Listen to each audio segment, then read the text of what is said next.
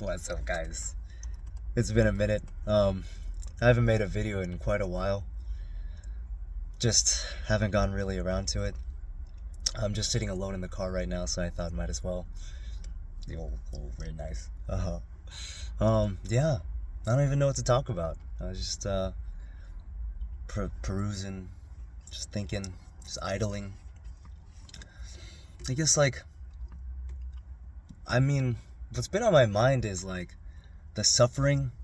Like a lot of people really spend most of their time suffering, worrying about utter inanity. And it's like, I remember one time I was in a H&M and there was a mannequin behind me. But I had thought that that mannequin was a person. So I was feeling super anxious, super in my head. And then when I turned around, it turned out, yeah, I realized that it was just a mannequin. And then all of that suffering, all of that anxiety just dissipated. I was just like, oh, it was an inanimate object the entire time, right? So it's like, it's actually not the external stimulus that's creating the suffering. It's your interpretation of it. And of course, if I were to stab you with a knife, or if I were to stab the person suffering with a knife, then they would absolutely have a negative response. It would be painful. But I mean, aside from that physiological pain, I'm talking about the existential pain, that dread, that suffering that's going on. It's just completely not based in reality. It's not based in reality at all.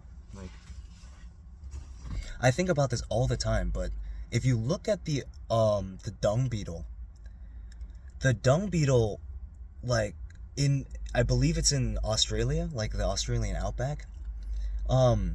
They had a huge problem in Australia where the dung beetles were not mating. I mean, not dung beetles, jewel beetles. Excuse me, jewel beetles. The male jewel beetles were attempting to mate with empty beer bottles because they're hardwired to go for the largest bumpy brown thing, right?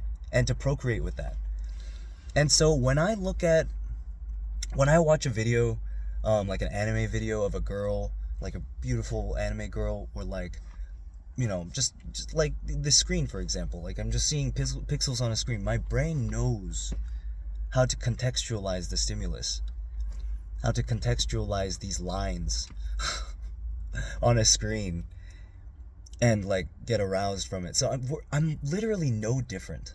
So the meat machine that I'm piloting right now is just the same. It's just the same. So to suffer, one thing that boggles my mind is if we were to stretch the entire electromagnetic spectrum and put one end in Los Angeles and one end in New York, then the amount of light that is visible would be the width of a human hair, right? So LA to New York, 3,000 miles plus, and it's the width of a single hair, your hair.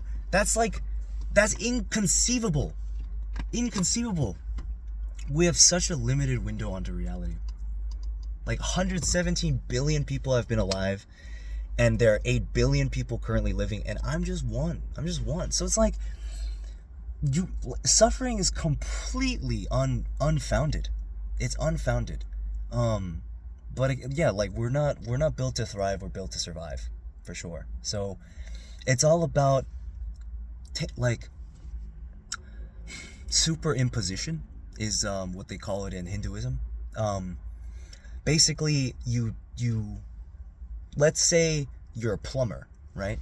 And before going into the plumbing position, you would look at a leaky pipe that's leaking sewage and just immediately become disgusted. But because now you're a plumber and you charge $1,000 to $5,000 per job or whatever, you're kind of excited to see leaking pipes, because it's like, oh my goodness, every single time I encounter a leaky pipe, I make a lot of money. And so you've reconditioned, you've used that exact same mechanism to recondition your brain to take in the same stimulus of a pipe just, leaking sewage. But instead of being upset or disgusted, it's now something that excites you, right? So it's the same thing. It's all about indoctrinating yourself to have the reactions you want. And it takes time. It takes time, and that's why I genuinely believe it's the greatest flex. The greatest flex is to be able to like condition yourself, because it's like meta awareness. It's like an awareness, like you're like harnessing the abilities latent in your body. It's just so crazy. Existence is so insane. Yeah. Oh man, I actually love making videos. But what trips me up is I say a lot of things that are not PC. I say a lot of things that are very not kosher, not halal. And so I'm constantly worried about being canceled, but I don't even have a following. So it's like, why would I be upset about being canceled? I mean, why would I be anxious about being canceled? Again, I'm just a monkey. I'm just a irrational monkey.